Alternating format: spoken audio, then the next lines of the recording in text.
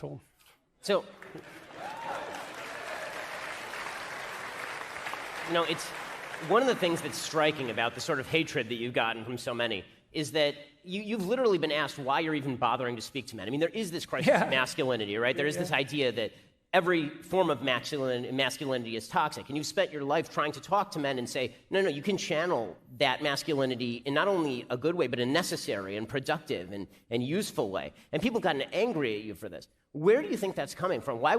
That's obviously a good thing that you're doing. Why are so many people upset with you for that? Well, the thing is, I never really set out to talk to men specifically, but I did set out, at least in part, to make a case for the utility of both the feminine and the masculine spirit, and it turned out that making the case for the masculine spirit was something that was more demanded by the culture, let's say. The anger, that's a complicated issue. We touched on some of it in relationship to the despoiling of nature and the idea of the oppressive and atrocity committing patriarchy. But then there's another issue too, which I think is germane.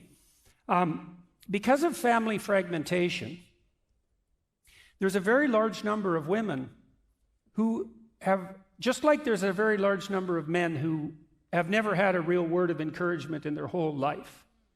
It's a really sad thing to see. It's a really, really sad thing to see that deeply and to have seen that reflected in so many thousands of people. But there are many women who've never had a positive relationship with anyone male in their life. And so one of the consequences of that, we know, for example, that younger women are more likely to be attracted to men who show dark triad traits, narcissistic, Machiavellian, and psychopathic.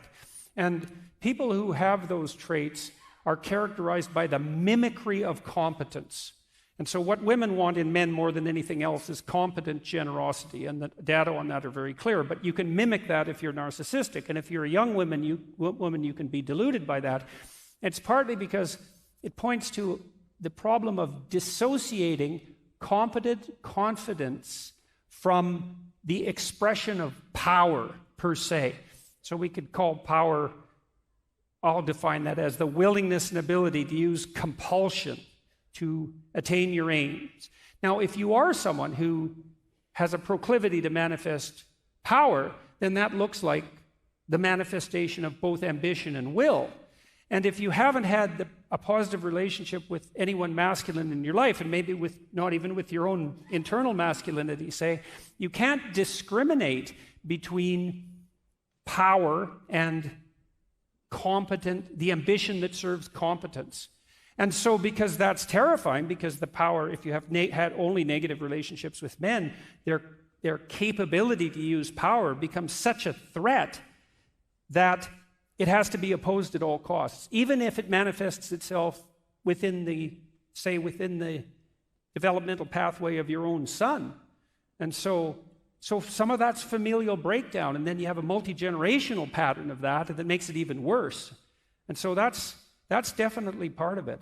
You know, there's an ideological drum that's being beaten constantly, both on the sociological constructivist front, right? That's the oppressive patriarchy, and then on the environmental front. And then you add to that the fact that, well, on the leftists, especially the radical types, their whole damn doctrine, it's the most pathological doctrine you could invent if you set out to invent a pathological doctrine. And I mean that. I'm not making a joke. I really mean that in the deepest possible sense. The notion that the fundamental human motivation is the willingness and ability to use compulsion, power. It's all about power. And every time I hear that now from someone, I think, that is not a sociological observation. That is a confession on your part. And it's also just complete bloody nonsense. I mean, you all know this. You have friends because they're compelled to be your friends? Like, that's definitely not how you have friends. You might have bully henchmen that way, but you don't have friends. Power is an extraordinarily unstable basis to establish a marriage on. Plus, it just doesn't work, because it turns out that women who are so annoying are very difficult to oppress, you know. So you can try, but it's not that easy. And I don't think that we've been all that historically successful in doing so. But it's also a preposterous proposition, because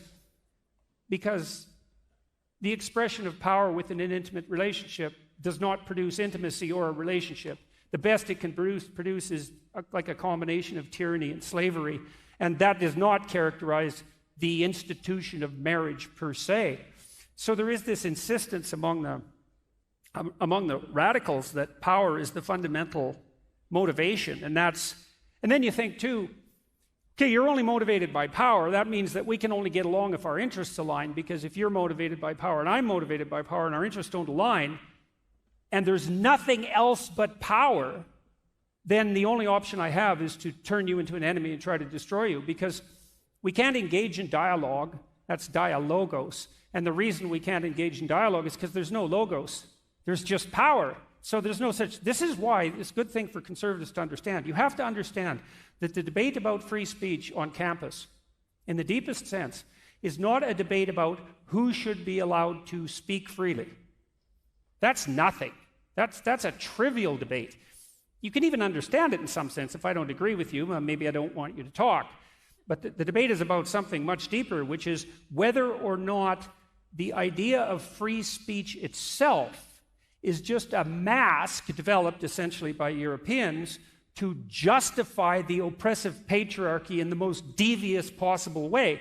And the answer the radicals have to that question is yes, that's exactly what it is. And so there's no free speech whatsoever. That's an illusion that's promulgated by people who are only trying to justify their claim to power. That's what the bloody argument is about. And I just think all of it's wrong in every way. It's wrong theologically, it's wrong psychologically, it's wrong scientifically. Even chimpanzees who have a patriarchal social structure, their social structures, if they are based on power, on compulsion, they're unstable, and the alpha chimps who use power are very likely to meet an extraordinarily brutal and premature end. So Frans de Waal, the Dutch primatologist, has detailed out this wonderfully. He's shown that even among our closest biological relatives, it's the ability to make peace and to engage in reciprocal interactions that constitutes the basis for a stable polity, even among chimps. And it's obviously the case that that's the proper basis for social relations, especially among free people. And I've been trying to puzzle out, especially in my lecture tour recently, what the antithesis to power is, or to the will to power, let's say, in terms of arbitrary compulsion. And it's something like the spirit of free and voluntary play. And that's a wonderful thing to know. It's so optimistic.